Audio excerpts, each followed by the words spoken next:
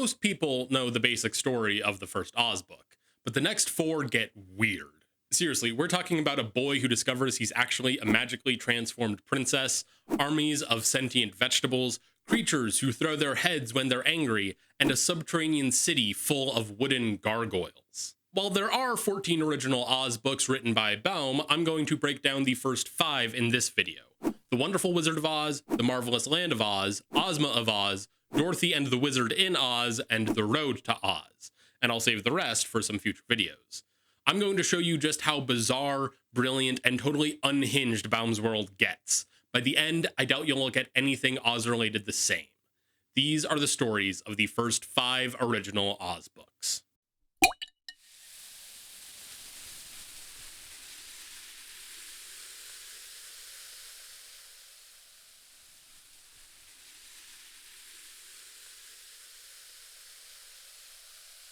Hello and welcome to the Chemist's Codex. My name is Peter, and I like to find interesting stories in whatever catches my interest, because I believe those stories can teach us more about ourselves. I like looking at the weirder side of pop culture sometimes, and trust me, after the first book, L. Frank Baum throws out the rulebook. There's gender-changing magic, clockwork men powered by logic, and even the daughter of the rainbow. So buckle up, because we're off to see the wizard, and I promise you, it's way more than just ruby slippers and flying monkeys. So let's dive into the first book, The Wonderful Wizard of Oz. This book opens with Dorothy Gale living on her aunt and uncle's farm in Kansas.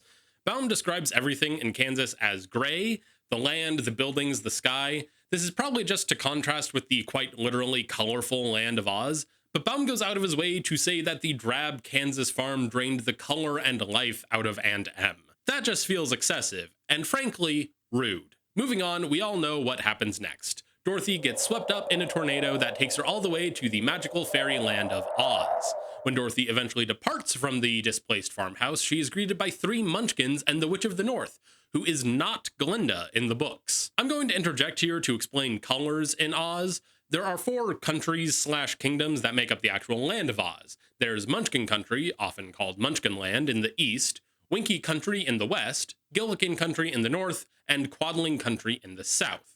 Where they meet in the center lies the Emerald City. Each of these lands adopts a specific color. Munchkins are blue, Winkies are yellow, Gillikins are purple, and Quadlings are red. And of course, the Emerald City is green, with an asterisk. And then all of Oz is surrounded by a great, uncrossable desert. Anyway, not Glinda tells Dorothy her house landed on the Wicked Witch of the East and gives Dorothy the witch's shoes, which are actually silver in this book. Not Glinda then tells Dorothy to go find the wizard in the Emerald City if she wants to find her way home. So Dorothy sets off down the yellow brick road and finds some friends along the way. Dorothy meets the Scarecrow, who needs some brains, the Tin Woodman, who wants a heart, and the Cowardly Lion, who could do with some courage. Now, the interesting thing about these characters is that they actually do seem to possess their desired traits right from the jump. Whenever the group is faced with a problem, it's the Scarecrow that provides a clever solution. The Tin Woodman is constantly concerned with keeping his friends, and really all living things, safe. And the Cowardly Lion will often perform acts of great bravery, even though he's scared. But moving on with the rest of the plot, at least what amounts to the plot in this book, Dorothy and her friends continue on their way to the Emerald City. They encounter several obstacles, including a few Kalidas, half-tiger, half-bear creatures, some gorges they need to cross, and of course the field of poppies that make people fall asleep. When our team of protagonists do finally make it to the Emerald City, they are confronted with the Guardian of the Gate. The Guardian makes them put on special green spectacles before they're allowed to enter the city. Without the spectacles, the sheer brilliance of the gem-covered city would blind them. Wink. When Dorothy and the gang finally make it to the palace requesting an audience with the wizard, they are only allowed in one at a time. When they each get their audience with this wizard, they all see something different. Dorothy sees a giant head. The Scarecrow sees a beautiful woman with a set of wings. The Tin Woodman sees a terrible beast with far too many body parts. And the Lion sees a ball of fire. They all ask the wizard for what it is they want, and the wizard more or less tells them the same thing. Go kill the Wicked Witch of the West and he'll consider it. So off they go! Although Dorothy does notice that upon leaving the Emerald City and removing the green spectacles, the dress she was given, which she thought was green, is now white. I'm sure it's just a coincidence. So our group of misfits heads west to the land of the Winkies, and naturally the Wicked Witch of the West sends a bunch of things to try to stop them, including a pack of wolves, a flock of crows, a swarm of bees, and a dozen soldiers, slaves. But ultimately, it's the flying monkeys that do them in. The monkeys capture the lion, drop the Tin Woodman onto some rocks, and throw the scarecrow into some trees. As for Dorothy, the monkeys can only take her to the Wicked Witch because not Glinda kissed Dorothy's forehead, and now the flying monkeys can't hurt her. How convenient. The Wicked Witch keeps the lion prisoner and makes Dorothy her servant. Slaves. Sorry, that keeps happening. Must be allergies.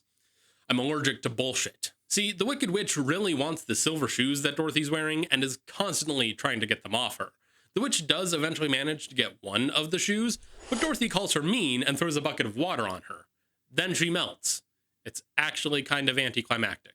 With the witch dead, Dorothy frees the lion and they recruit some of the Winkies to go rescue Scarecrow and the Tin Woodman. And once everyone is all patched up and put back together, the gang returns to the Emerald City. With their green spectacles back on, Dorothy and friends go in to see the wizard. Of course, the curtain the wizard is hiding behind gets knocked over, and it's revealed that he is in fact a fraud, or as they put it in the book, a humbug.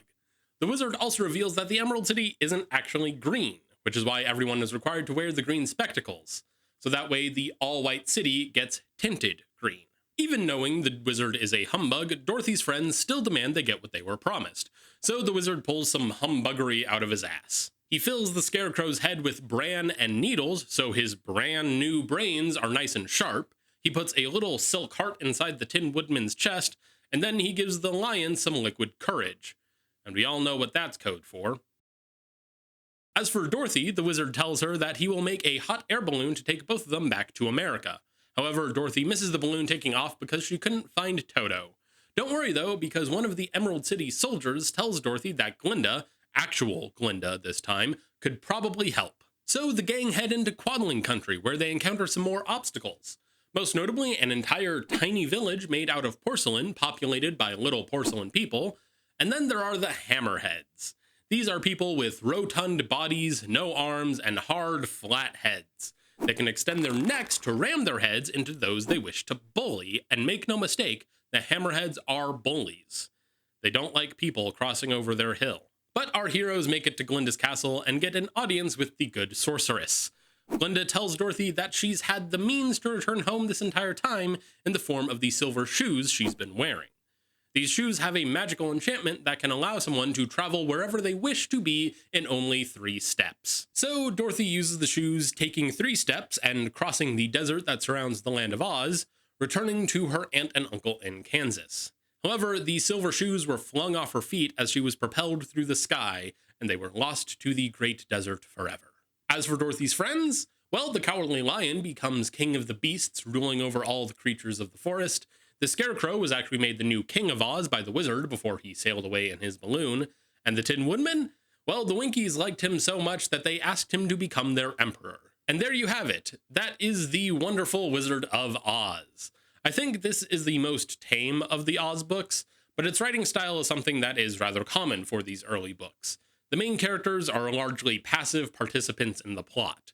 They're often told, go to this location and do this thing. It's not my favorite, but it works well for this book. It is a classic tale, after all. And trust me, this is only the beginning. Things get much weirder from here.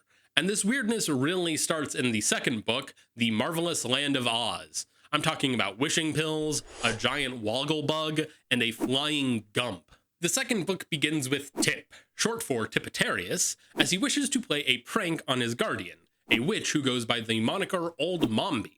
Mombi had gone out to buy groceries, and Tip wants to scare her when she returns. Tip constructs a pumpkin-headed man and places this figure along the path up to the house. However, Mombi sees this as a chance to try out some magical powder she acquired from a crooked magician who lives in the mountains. Because that's not sketchy in the slightest. This powder is designed to bring inanimate objects to life, so the pumpkin-headed man, appropriately named Jack Pumpkinhead, is brought to life. As punishment for trying to scare her, Mombi makes a potion of some sort that will turn Tip into a marble statue, but the potion needs to cool down overnight before he can drink it. While Mombi sleeps, Tip sneaks out, taking Jack and all of Mombi's recently acquired goods with him. But Tip doesn't really know what to do or where to go, and Jack has no idea because he was born the previous day. So Tip decides they might as well go to the Emerald City and ask King Scarecrow for help. But Jack is worried about his wooden joints wearing out from all the walking.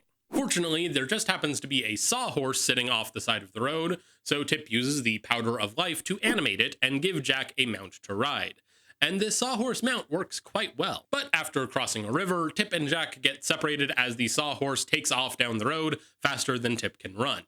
Naturally, Jack reaches the Emerald City before Tip, and he's brought in to see the Scarecrow after being fit with the required green spectacles, even though the whole Emerald City not actually being green thing is dropped after book 1. Meanwhile, Tip travels along, knowing he'll catch up to Jack eventually, when he meets a woman calling herself General Ginger. Ginger explains that she is leading the Army of Revolt, an army made up of women from all across Oz who seek to overthrow King Scarecrow because they're tired of men being in charge. Surprisingly progressive. Although Ginger does say they intend to use the gems that make up the city for jewelry and the money from the treasury for new dresses. So maybe it's not that progressive. When Tip finally reaches the Emerald City with General Ginger, the Army of Revolt takes hold of the city while wielding knitting needles.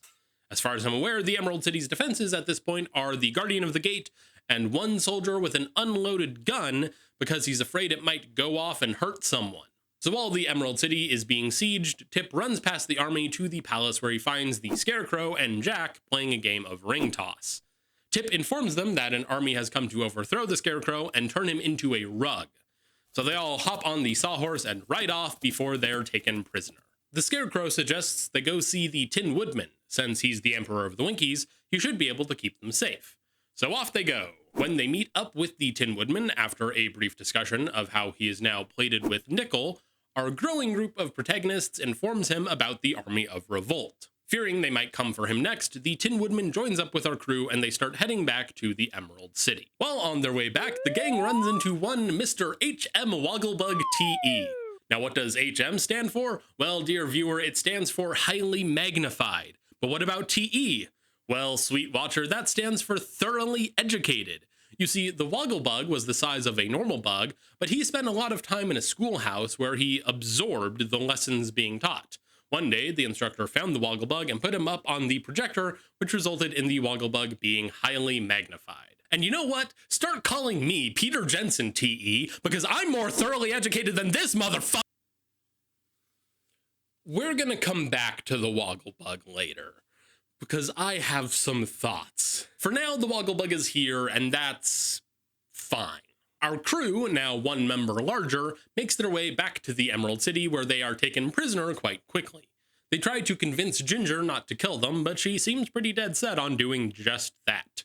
So they release a bunch of mice that they snuck into the city inside of the Scarecrow, causing all the women to scramble and flee the palace. Again, how progressive.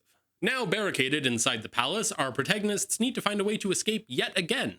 This time they're planning to go see Glinda to see if she can help them. So naturally they create a Gump, and I'm not talking about Forrest. Oh, you don't know what a Gump is? It's fine. Technically, a Gump is a fictional elk-like creature that Baum made up, but the Gump that our main characters make is a hodgepodge of household items tied together and brought to life using the last remaining bit of the Powder of Life that Tip has. They call it a Gump because they put a taxidermied Gump head on the front. So they all hop on the Gump and fly away, heading towards the south. They have an excursion where they fight some jackdaws and take some mysterious wishing pills Tip found, but the gang does eventually make it to Glinda's castle. Glinda tells them that they need to find the rightful heir to the throne, since the Scarecrow was given the throne by the wizard who overthrew the last true king of Oz. The good news is that the king had a daughter named Ozma. The bad news is the wizard hid Ozma away and Glinda doesn't know where.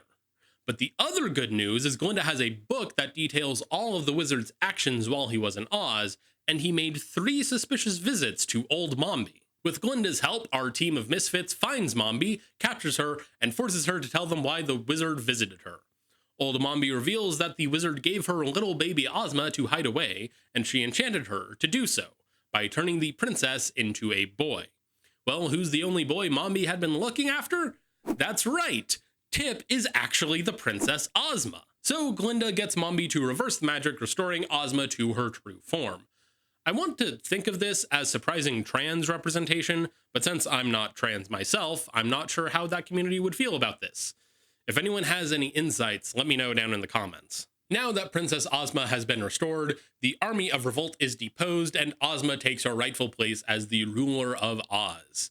The Tin Woodman goes back to ruling over the Winkies, the Scarecrow is put in charge of the royal treasury, and the Wogglebug is put in charge of public education.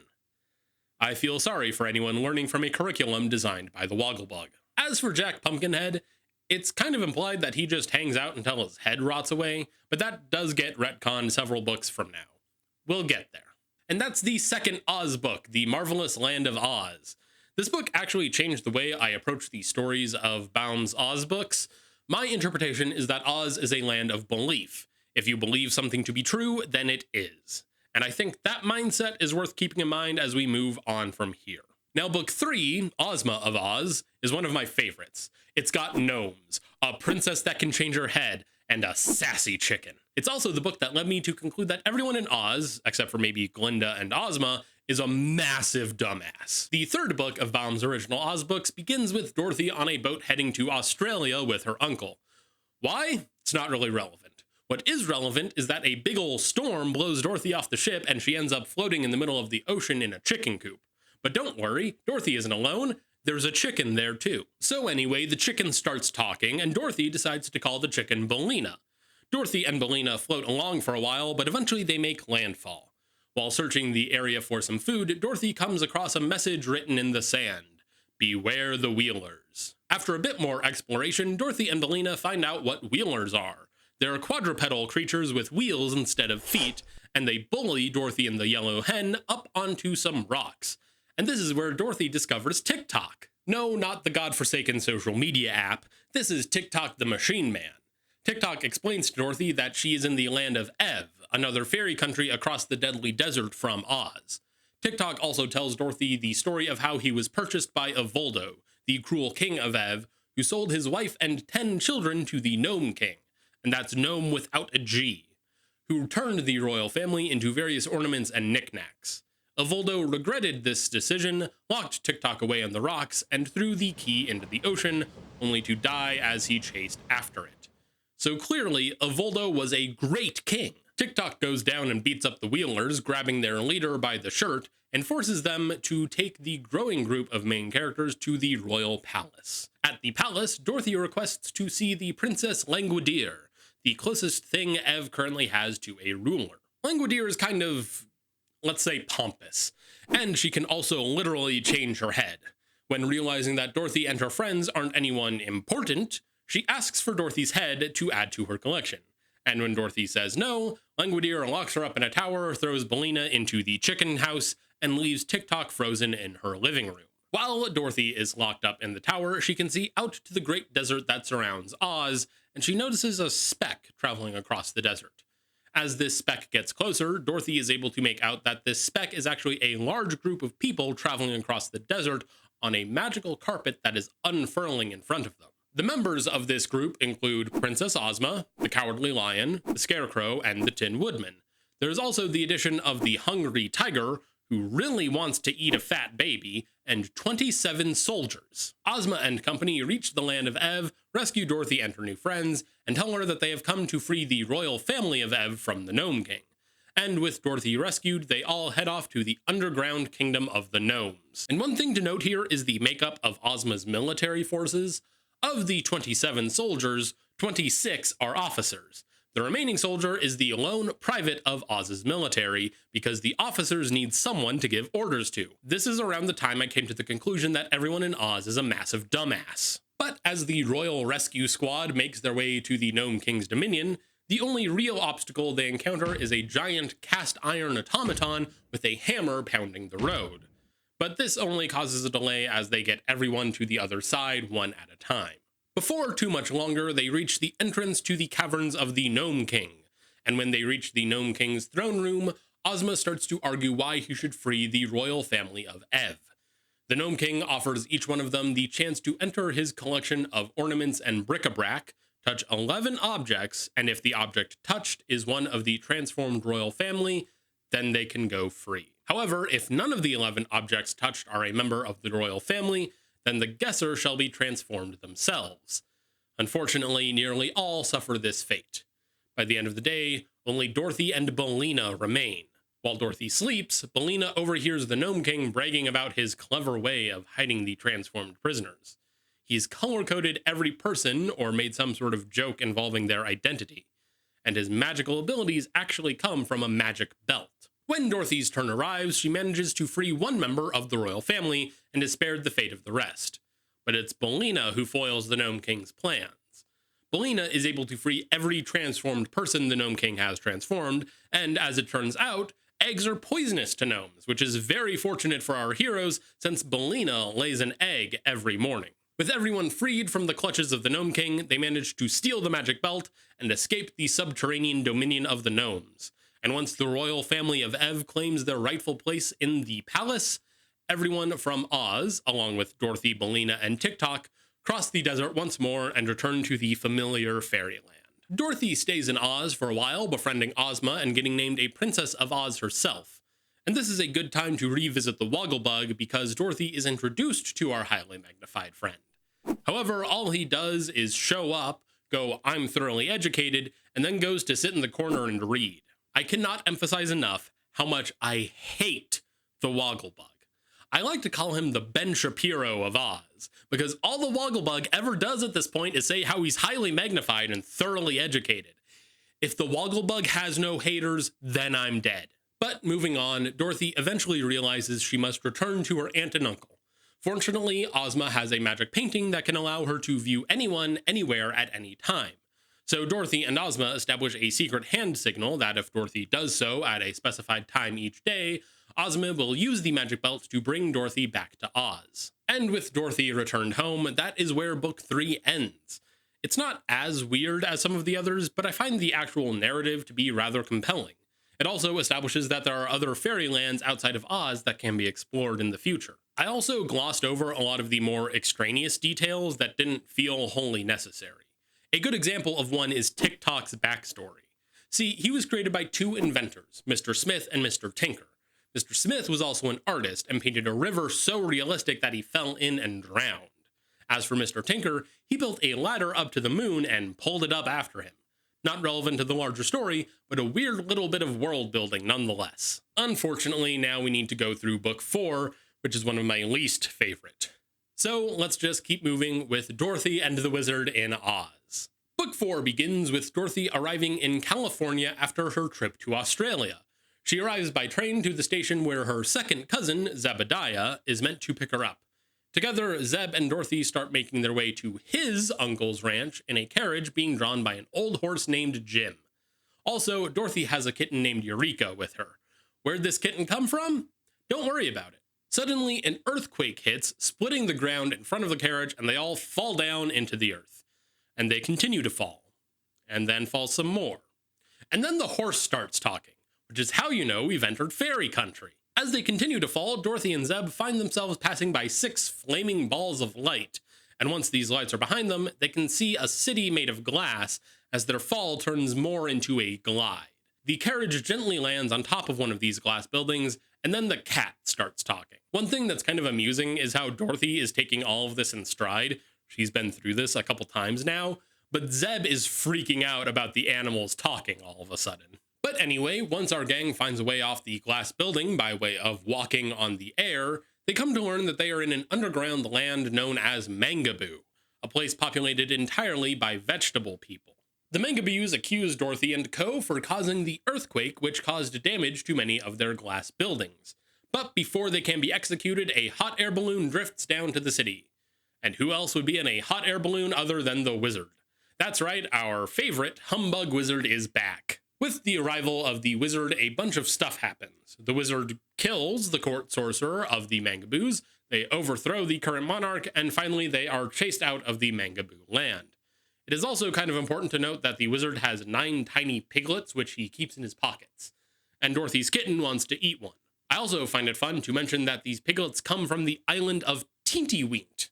It doesn't come up again, but it's fun to say. Upon leaving the Vegetable Kingdom, our traveling party enters the verdant valley of Vo. Here they learn that Vo is home to a magic fruit that turns whoever eats it invisible. So the people of this land are all invisible, which is actually beneficial because there are also invisible bears that roam the land. To avoid these invisible bears, they leave pretty quickly and start climbing a pyramid-shaped mountain, hoping it will allow them to find a way back to the surface of the world. They encounter a figure calling himself the Braided Man, who sells holes, flutters, and ruffles. He's weird, even by the standard of these books. The main obstacle our main characters encounter at this stage of their journey, however, is the gargoyles. But these aren't the typical gargoyles you might be thinking of. No, these gargoyles are made out of wood and are completely silent. Their silent nature, though, is actually a bit of a weakness, because any sufficiently loud noise will scare these gargoyles away. And that's good for our protagonists because the wizard has a gun. Despite the owning of a firearm, they are all captured by the gargoyles, but they manage to escape through some clever thinking and stealing the gargoyles' wings to fly away. Our gang then finds themselves in a network of caves. While escaping from a dragon, they end up trapped inside a cavern with no way out. While the wizard and Zeb try to come up with an escape plan, Dorothy does something she probably could have done a while ago. She uses the special signal she and Ozma came up with, telling the princess to bring Dorothy to Oz. When Dorothy arrives in Oz, she then uses the magic belt to bring the rest of her companions to the Emerald City as well. Once again, probably could have done this from the beginning. With everyone safe and sound, they spend some time relaxing and having fun. The wizard indicates that he plans to stay in Oz once more and plans to learn real magic from Glinda. Dorothy's kitten also gets put on trial for eating one of the tiny piglets, only for it to be revealed that the piglet just fell into a vase. The only reason the trial even took place is because Dorothy's kitten is an asshole who wanted attention. But of course, Dorothy and Zeb do eventually need to return to America and their families, so Ozma uses the magic belt to do just that. And that is where book 4 ends. I mentioned that this is one of my least favorite of the Oz books, and that's because most of what happens just feels unnecessary. Dorothy could have just used the hand signal to Ozma much earlier than she did. The book is also titled Dorothy and the Wizard in Oz, but it takes them 2/3 of the book to actually get to Oz. The only thing from this book that really feels worthwhile to me is the explanation of the name Oz and how the wizard was able to assume power when he first arrived. Paraphrasing the conversation, essentially well before the wizard came to Oz, the 4 lands were united under a single ruler, also called Oz, or Ozma if they were a woman. But evil witches overthrew the ruler and took the land for themselves. So when the wizard arrived, his balloon bearing the letters OZ, the people of Oz thought he was their rightful ruler. Why did the wizard's balloon have OZ on it? Well, that's because his full name is Oscar Zoroaster Phaedrig Isaac Norman Hankel Emmanuel Ambrose Diggs. But when he grew up, he went by OZ because the remaining initials spelled out Pinhead. And that's really the only thing from book 4 that I find interesting, this explanation for the name Oz. But where this book feels largely unnecessary, book 5, The Road to Oz, is also kind of unnecessary, but it has a lot more charm and weirdness to it than book 4. Book 5 opens with Dorothy relaxing on the farm in Kansas when she is approached by the Shaggy Man. Yes, that is the character's name. The Shaggy Man asks for directions to Butterfield, and Dorothy agrees to show him the way since the path splits off in several directions at one point. Once Dorothy and the Shaggy Man come to the junction, Dorothy points to the path towards Butterfield, and the Shaggy Man goes in the opposite direction. Why? Well, you see, someone in Butterfield owes the Shaggy Man some money, and he's worried that if he goes to Butterfield, this person will try to pay him. The Shaggy Man is easily one of my favorite characters. However, as Dorothy and the Shaggy Man are discussing the morality of money, many more paths appear at this junction, indicating we have now entered fairy country. And what I find quite interesting is this is the first time Dorothy has entered a fairyland without some natural phenomenon forcing her to. She just kind of stumbled into it this time. But moving on, Dorothy and the Shaggy Man pick a path and start walking, figuring they'll reach Kansas eventually. It isn't too long before the two come across a young boy in a sailor costume named Button Bright. And Button Bright is delightfully unknowledgeable. I'm pretty sure most of his dialogue is some form of, I don't know. This boy is the embodiment of a shrug. Our newly formed trio continues on down the path until they reach Foxville, where they meet King Dox. The king takes a liking to Button Bright, finding him surprisingly wise, and blesses the boy with the head of a fox since a human visage is unbecoming of one so clever. So Button Bright starts crying. After calming the boy down, the group learns that this magic can be reversed by taking a dip in the Truth Pond, which is found in the land of Oz and totally exists and isn't made up. Dorothy reveals that she is not only familiar with Oz, but good friends with Princess Ozma herself. Hearing this, King Dox implores Dorothy to ask Ozma to invite him to the princess's birthday party. The next day, the trio leave Foxville and head in the direction that should lead them to Oz. While traveling down the path, they encounter a young girl dancing in the middle of the road. This girl introduces herself as Polychrome, or Polly for short, the daughter of the rainbow. So with Polly added to their crew, they resume their travels and eventually they come to Dunkyton, where Foxville was populated with foxes, Dunkyton is populated with donkeys. Their time here is rather similar to their time in Foxville. They are introduced to King Kickabrae, who takes a liking to the Shaggy Man and gives him a donkey head. King Kickabrae also asks to be invited to Ozma's birthday party. When the travelers do leave Dunkyton, they continue for a while until they come across a strange man who is sort of a living musical instrument. This musicer, as they call him, asks to be invited to Ozma's birthday as well. Although they don't really like his music, so Dorothy probably isn't going to ask anyway. Now, before I get to the next part, I want to talk about what makes an Oz book good in my very subjective opinion, because it was this book that gave me the realization. To me, an Oz book is good when there's a bunch of weird little freaks. Book 1 has the Hammerheads. Book 2 doesn't really have any weird little freaks, but everything else about that book is so weird that it kind of makes up for it. Book 3 has both the Wheelers and the Gnomes. Book 4 tries to have some weird little freaks in the Gargoyles, but Baum made the mistake of calling them gargoyles. I know what a gargoyle is. Making them wooden and silent doesn't make them weird enough. But Book 5 has some weird little freaks, and they like soup. The Scoodlers have two sides to them, front and back, black and white, and they attack by throwing their heads at you. The Scoodlers capture our band of travelers, finally having some meat for their soup. Fortunately, the Shaggy Man comes up with a plan and they all escape the Scoodlers and their planned brothy demise. It isn't too much further until they reach the edge of the Great Sandy Waste, but they need a way to cross it. This is where the Shaggy Man calls in a favor from a friend of his, Johnny Do-It. Johnny Do-It shows up out of nowhere, builds a sandboat, and disappears just as quickly and mysteriously as he showed up. I also want to call attention to the title of this chapter, which is Johnny Do-It Does It. I don't know what it is, but Johnny Do-It certainly did it. So our troop sails across the deadly desert, flying fast, and it doesn't take them long to reach the land of Oz. However, the destructive nature of the desert has left the sandboat unusable. Well, that, and it also crashed into a cliff. Finally, in Oz, our crew comes across the Truth Pond, and the Shaggy Man and Button Bright regain their true faces. They then come across Tick-Tock and Bellina, who escort them to the Tin Woodman's palace, since they landed in Winky Country. They continue on to the Emerald City, gathering up all of Dorothy's friends from her previous adventures as they prepare for Ozma's birthday party. This is where it's revealed that Jack Pumpkinhead now resides on a pumpkin farm in Winky Country, and also lives in a giant pumpkin. He replaces his head with a new pumpkin every time his old one spoils. When our now rather large cast of characters reach the Emerald City, it's revealed that it was actually Ozma's doing that brought Dorothy into Fairy Country this time. And you know, I feel like Ozma should have given Dorothy a warning first, and also could have just brought her straight to the Emerald City. I mean, Dorothy was almost made into soup on this journey. But Ozma's birthday party commences, which not only includes people from all around Oz, but from the surrounding lands as well. This includes the actual real-life Santa Claus, Queen Zixie of Ix, the Queen of Merryland, the Candy Man, the Braided Man from Pyramid Mountain, which is part of Bobo Land, the royal family of Ev, King Bud and Princess Fluff from No Land, and John Doe, Chick the Cherub, and Para Bruin the Rubber Bear from Highland and Lowland.